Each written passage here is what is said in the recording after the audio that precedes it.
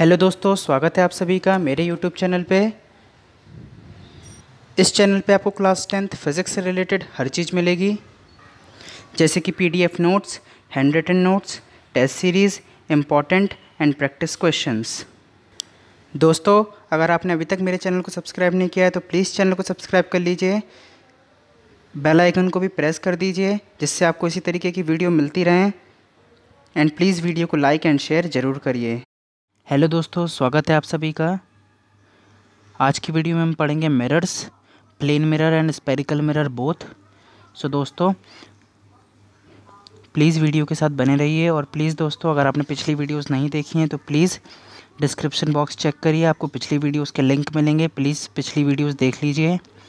ये light chapter का second video है, अगर आपने पहला वीडियो नहीं देखा है तो प्लीज़ देख लीजिए।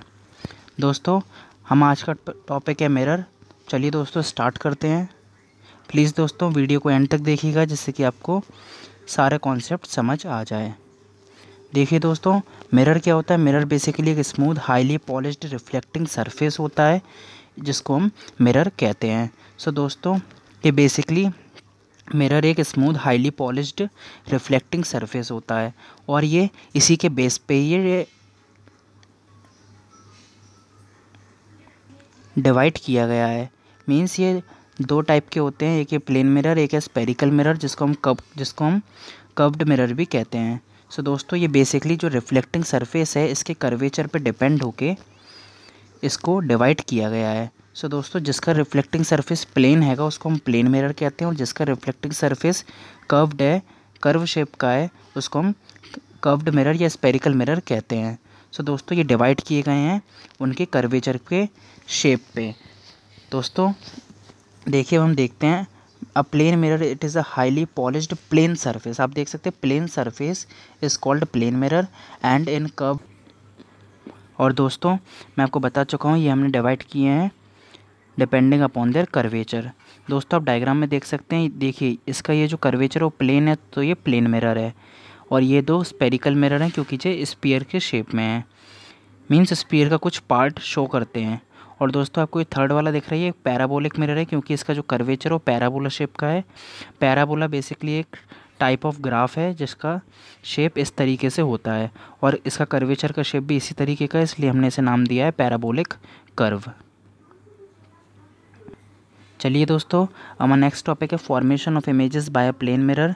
देखिए दोस्तों, इस टॉपिक से हमें ये पता चलेगा कि लाइट किस तरीके से बिहेव करती है जब वो प्लेन मिरर से रिफ्लेक्ट होती है, और किस तरीके की इमेज फॉर्म होती है। और इसका यूज़ करके हम क्या करेंगे, दिस इज़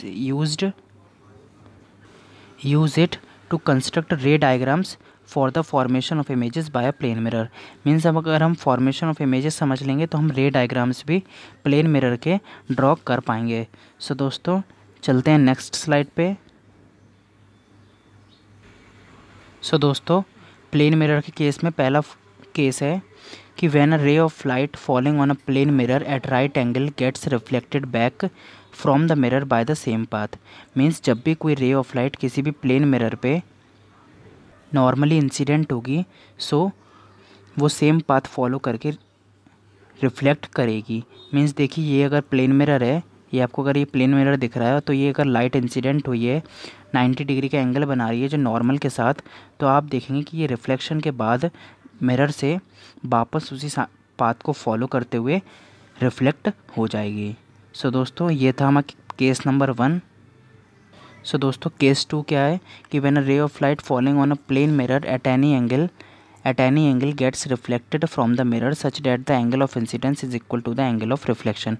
मीन्स लाइट किसी भी एंगल पे, मीन्स वो नॉर्मल के साथ कोई भी एंगल पे जब इंसिडेंट होती है रे ऑफ लाइट, तो जब वो रिफ्लेक्ट होती है तो जो एंगल ऑफ रिफ्लेक्शन होता है वो एंगल ऑफ इंसिडेंस के इक्वल होता है।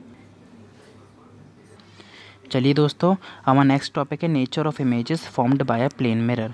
सो दोस्तों, अब हम ये देखेंगे कि इमेजेस जो फॉर्म हो रही हैं प्लेन मिरर के, उनका नेचर किस तरीके से है। तो वो सबसे पहले होती हैं वर्चुअल मीन्स वो इमेजेस जो स्क्रीन पे ऑब्टेन नहीं की जा सकती, उसको हम कहते हैं वर्चुअल इमेजेस। दोस्तों, हमारा सेकंड है same size as the object. Means object जिस साइज़ का होगा और इमेज बनने के बाद भी इमेज उसी साइज़ की बनेगी। मीन्स ना वो एनलार्ज होगी ना ही वो डिमिनिश्ड होगी। मीन्स जो इमेज बनेगी उसका साइज़ ऑब्जेक्ट के साइज़ के इक्वल होगा। ना ही वो एनलार्ज करेगी इमेज ऑब्जेक्ट से और ना ही वो डिमिनिश्ड करेगी। मीन्स जो इमेज फॉर्म होगी वो सेम साइज़ की होगी जो ऑब्जेक्ट का साइज़ होगा। सेकंड है दोस्तों, as far behind the mirror as the mirror से ऑब्जेक्ट जितनी डिस्टेंस पे होगा इमेज भी मिरर से उसी डिस्टेंस पे बनेगी। Means distance between object and mirror is equal to the distance between image and mirror. So दोस्तों हमने प्लेन मिरर्स पढ़ लिया है। अब हम देखते हैं स्पेरिकल मिरर्स क्या होते हैं। दोस्तों स्पेरिकल मिरर क्या होते हैं? Mirror whose polished reflecting surface is a part of a hollow sphere.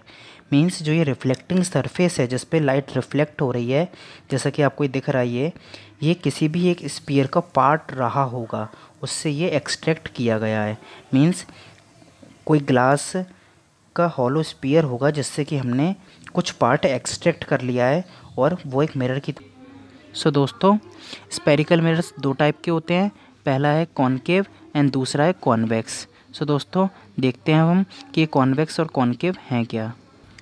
चलिए दोस्तों हम समझते हैं concave mirror. So basically spherical mirror whose inner hollow surface is the reflecting surface. Means जिसका इनर पार्ट, मीन्स दोस्तों वो स्पेरिकल मिरर जिसका inner part है अगर वो रिफ्लेक्टिंग हैगा, सो उसको हम क्या कहते हैं? कॉनकेव। जैसा कि आप यहाँ देख सकते हैं कि जो इनर पार्ट है वो रिफ्लेक्टिंग पार्ट है, सो इसे हम कॉनकेव मिरर कहते हैं। दोस्तों आप इस डायग्राम से समझ सकते हैं, और जब हम इसे एक्सट्रैक्ट कर लेते हैं तो ये कुछ इस तरीके से दिखता है।